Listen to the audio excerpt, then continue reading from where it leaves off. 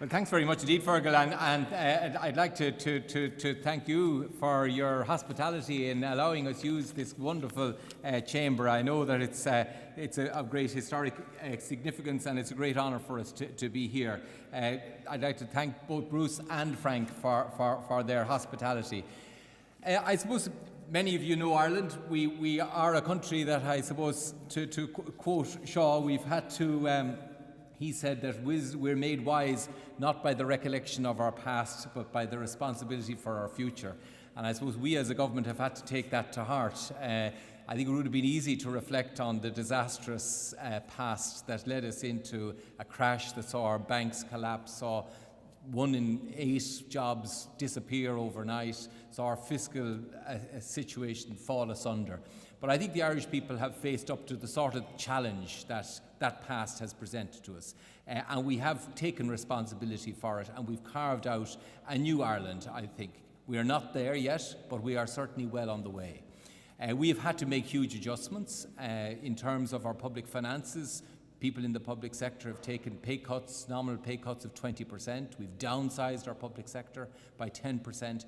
And we sought to grow our enterprise base. And what we have here tonight are 32 of some of our best companies who have grown and thrived even against the background of a very difficult economic environment at home.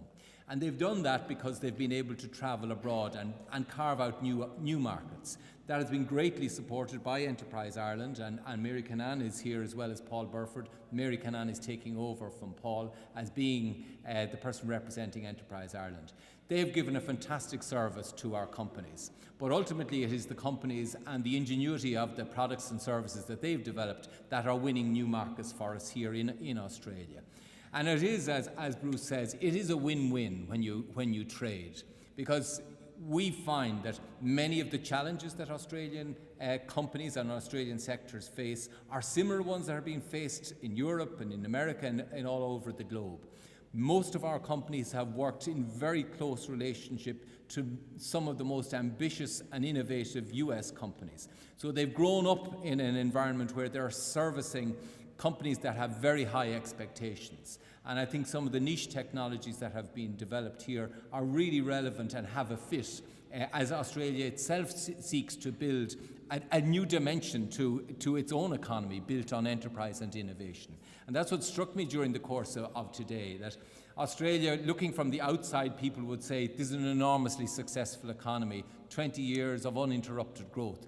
Yet here, within Victoria, people are challenging to say we need to do more. We need to be more innovative. We need to look at technology in new ways. We need to apply the potential of technology in areas like health and financial services and exploit those for new benefits. So I think that eagerness to get on is something that really impresses us about Victoria. And I'm not going to enter into the judgment as to whether Sydney or Melbourne is the place we should base. Thankfully, these sort of decisions are not made by me; they're made by the executives. But no, there is a great buzz here, and I'd really like to say how welcome we have been made feel in the last couple of days. It's fantastic. And I'd like to congratulate Rob Clifford and your chamber here for the work you are doing. I know you do a great deal of work to support recent Irish emigration. Sadly, one of the big products of the crash has been the large number of people at its peak. Over 30,000, 35,000 net were leaving leaving our shores to find their living elsewhere. Thankfully, this year that's come down by 12,000, and we're beginning to see employment growth in Ireland. So the transformation, the effort that people have made in becoming more competitive, in building new enterprises, it is now delivering results in the Irish economy. We've seen employment grow in the last 12 months by 2.3%, which would put us probably the fastest growing employment base in Europe at this point. We are back into a primary surplus on our budgets, so we have reached, if you like, that inflection point when debt starts to fall.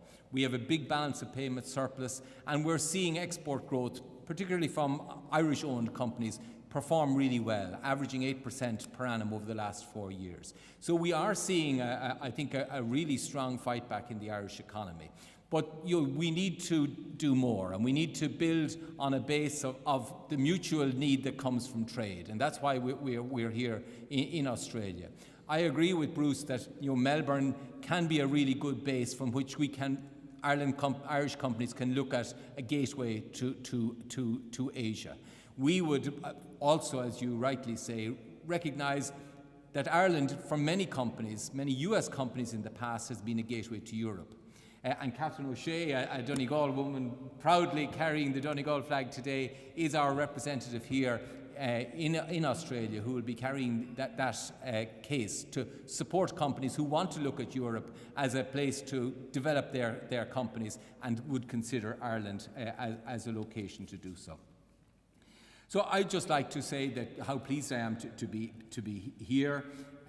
This is a time, I think, when technology is doing things that could never have been dreamt of in the past. It's making possible, just for example, in the health service, where we have many companies here with us today, the changes that technology enables in the quality of care that a person can get, the length of time that they can remain independent in their own home, the quality of the monitoring that can be provided by doctors of their progress. It has been transformed by technology, and we have a great opportunity to apply that to the benefit of our people, whether in Australia, Ireland, or indeed anywhere in the world.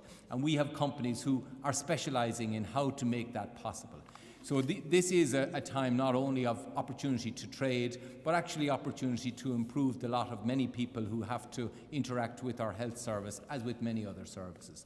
So I'd like to thank you particularly, and Frank, a proud Roscommon man from Boyle, thank you for your fantastic hospitality, and may your prosperity long continue as you transform and evolve into the sort of economy you wish for yourselves. Thanks very much.